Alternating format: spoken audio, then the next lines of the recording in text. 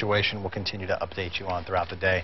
Earlier this month, we lost Apple CEO and co-founder Steve Jobs to pancreatic cancer. That cancer is one of the deadliest. The good news is there are many new technologies to help. Our friend Dr. Jag from Cancer Treatment Centers of America is joining us this morning to talk about pancreatic cancer and these new technologies. And I should warn you, if you're having your breakfast, these props that you brought in, maybe a little gross to some of you, but they're important. They are. Yes.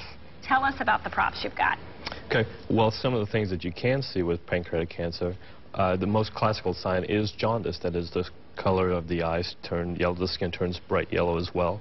But there are some other things as well that you should be aware of, such as your stool.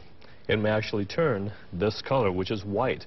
And the reason why is because the bilirubin and some of the bile salts, which are excreted by the pancreas, become backed up into your system.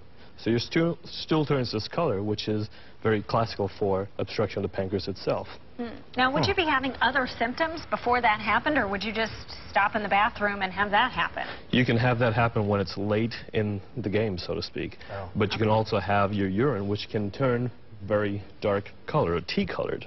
So if you're seeing signs or changes in your urine to that color, that can be a problem as well. Well, I was going to say, even though, we've been hearing about a lot of high-profile cases recently, of course, Steve Jobs, and then just in the last few years, we've had several celebrities that have succumbed to pancreatic cancer.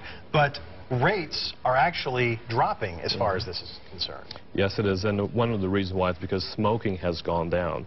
And for the majority of American population that smoke, they've realized that this is not a healthy lifestyle, so reducing those rates of smoking has actually reduced the incidence also of lung cancer and breast cancer in women as well. Earlier this morning, we had a Hodgkin survivor on, and she was telling us that there's a high survival rate. Why is pancreatic cancer so deadly? Well, one of the reasons why, I have another prop here to show why it's so deadly. It's because this is the pancreas itself. You look at this area, and you see there are a lot of structures surrounding this region. So the pancreas itself is right here. So it's right here. Here's the liver, here's the gallbladder, and here's the small bowel. Now, if you look on the back side, you can see that there are very large blood vessels that run in that region. And some of the ducts that run in that area become backed up. And when that area becomes backed up, then what happens is that you cannot resect this. Since there are no good screening tests that are currently recommended, finding this in the late stage is usually how it's found. Versus, like, say, Hodgkin's, which, you feel a lump, and typically you know that, hey, this is right here on my neck or you can chest. Feel it, yeah, and then you get to the doctor. So you said the fact that fewer people are smoking is good news. What about the death of Steve Jobs and raising awareness? How does something like that play into? Well, there are certain organizations that are strong advocates for the awareness and detection of this cancer as well. PanCan is one, and so is Stand Up to Cancer as well. And the awareness from those organizations lead to things such as detection tests, such as what Johns Hopkins is working on, which is a blood test, to try to find this cancer early.